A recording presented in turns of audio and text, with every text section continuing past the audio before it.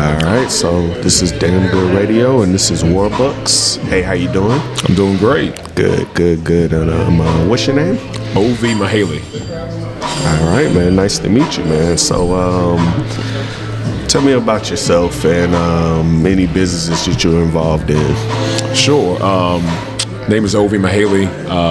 I was a two-time All-Pro Falcons fullback and Ravens fullback. Wow. Played in the league for 10 years. I am the son of Nigerian immigrants. My dad's a doctor, OBGYN. Sister's a doctor. She's a psychiatrist. I was a disappointment because I didn't follow the family rule of going to med school. But I was pre-med my whole Wake Forest career, and senior year, I was studying for the MCAT using my sister's books because she's a year ahead of me, and went to MUSC, and I was also preparing for the Senior Bowl and NFL Combine. So I was in a strange situation where I had to make a choice. My beautiful mother said, I get your dad wants you to be what he is, a doctor, but you follow your dreams. If, you can always come back to medicine, but it's hard to go back to football. So I put everything into football and, got blessed to do 10 years in and first Pro Bowl fullback in Falcons franchise history. And after I retired, dabbled in some TV and radio, but got my MBA from George Washington University and then started my own healthcare consulting firm. Okay. And so right now, we provide solutions to hospital systems, providers across the whole scope. And we just added a division where we bring health management programs to businesses, which has been really exciting because, a business is only as good as its people. Yeah. And the people that do leave a business is usually for better pay and better benefits. And our health management program offers both those at no net cost. So we leverage tax code to where we can give employees pay raises and extra benefits like free medication, free telehealth, free veterinary care, virtual veterinary care. Like we can go, it's like a bunch of stuff we can offer. And all they got to do is spend 5 minutes a month answering some health questions, improving their health. And the employer doesn't pay a dime either. They get, at no net cost, this whole program for their employees. In fact, they get tax savings, around $700 per employee per year. So we just closed Costco nationally. We have Marriott and Hilton, McDonald's, P.F. Chang's, Burger King, Culver. The list is growing. And one of my specialties is that I've built up pretty good social capital. My time here in Atlanta, I do a lot of work in the philanthropic space, community, several boards, and I was always the last guy to sign autographs. So I have a couple of business owners who still have autographs of me with their kids from way back in 2008, 9, 10. So now calling in some favors, just asking to have conversations about how we can help some of the people that make up their company. Okay. So, quick question. Sure. Because what amazed me was you said free a lot. And so I'm like, how do you give out free healthcare? Like, how is that possible? Because financially you have to pay people and all this stuff. So how is that possible? And it's so cool because we just got a group, Porter Steele, here in town. Cole Porter, that's my dude. I run into business owners every single day that are looking for ways to differentiate themselves, and we bring them something that it's just the best thing they've never heard of.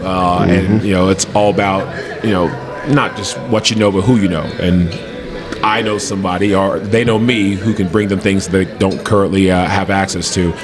It's a government program is the short answer. Just like ERC was a government program. Gotcha. There's certain ways to leverage tax code to where we can pay out indemnity claims for using the CARES Act, 213D, Section 125, cafeteria plan. We can get real complicated, but my job isn't to get complicated. It's to give people some of the high-level concepts and then bring them to my team that will, lawyers and accountants and tax specialists will go into the details with their tax specialists and say, this is how we can, at no net cost, because there is a fee. You say free and people get real skeptical, but there is a fee, but we create so much savings, we take our administrative fee out of the savings we create. So there's no out-of-pocket, no net cost, which is why I tell everybody, unless you don't like giving your employees pay raises and benefits and being paid to do so, then, don't talk to me. But if you like that kind of stuff, let's have a conversation. Okay, all right.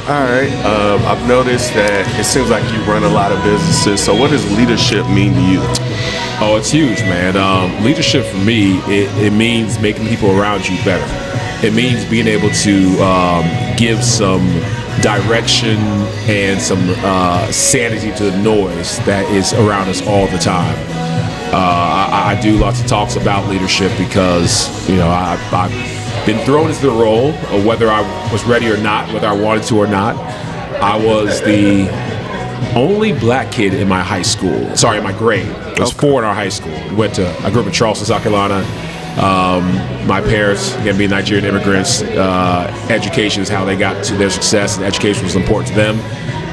South Carolina had the second worst public school system in the country back when I was in high school, so they spent a lot of money, like almost $15,000 to send all 4 of their kids to private school. And nothing against the public school system. It was just that the time that we were in, our parents didn't care if it was an all-white school. They didn't care where it was. They just wanted their kids to have the best opportunity.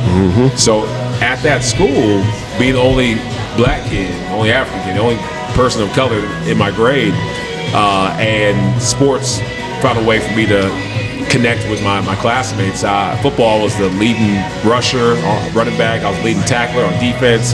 As a linebacker, I punt returner, kick returner. I was everything. Is that where you like found your leadership, or was it earlier than that?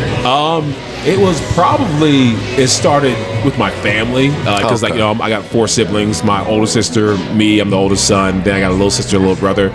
And just within that, I kind of learned some small things in leadership, but being on the football field where we're trying to take each other's heads off, and all these kids looking to me because I'm above and beyond, clearly the best athlete, but I was quiet. I was the dude who liked to just do my job and go home, and still I wasn't really comfortable with everybody because we play teams where I'm the only black kid on both sides of the ball. We're in an independent school league, and I played Thomas Hayward, Dorchester, and it was to a point where I wasn't comfortable doing anything outside of just running the ball, going back home, and leaving. But I had to be a leader because my teammates pushed me in that position. They pushed me to the front. Like, what we gonna do? What we gonna do? No, like, y'all tell me. Like, no, you the man. Like, you the guy. So I learned in high school, and then followed me to college and then to the pros, like how to lead, even if it's from behind, but how to lead. Yeah, see, you're the second person to tell me that. And not only that, in my life, I found that sports help build leaders, great leaders. Oh, yeah. It does. Like, just that. First of all, you're competitive. It's a competitive nature. And if you're the go-to guy, or you're the quarterback, or you're just like the best guy on the team, people are going to look for you, that you gain leadership qualities when you're playing sports, just naturally. Absolutely. Yeah, so I think sports is a great key to get your leadership legs running early on in life if you get into sports. I agree. Yeah, so that's pretty cool. So, appreciate it. Yeah. So, I mean, that's it. That's all I got. You know what I'm saying? That's enough. Yeah, man. You gave a lot of people a lot of great game, and you gave us a lot of insight on what you do. So, man, healthcare is important. People got to take care of themselves. So, you got to. Yeah, so I feel like what you're doing is super important. Thank you, man. I appreciate it, man. It's just about trying to give people the tools to be their best selves, because there's nobody on this planet who wakes up and says, I want to be average today. I want to be mediocre. I want to be okay. And I think if we share with each other some of the things that we've learned, some of the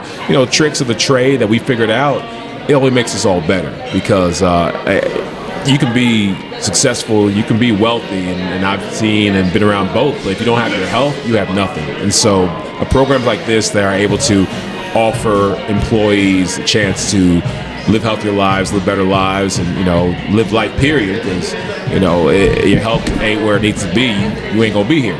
Yeah, so exactly. when you offer things like that, you're really able to sleep well at night, because you're really making a difference. Yeah. Well, it was nice talking to you, man. Yes, sir. Thank you. All right.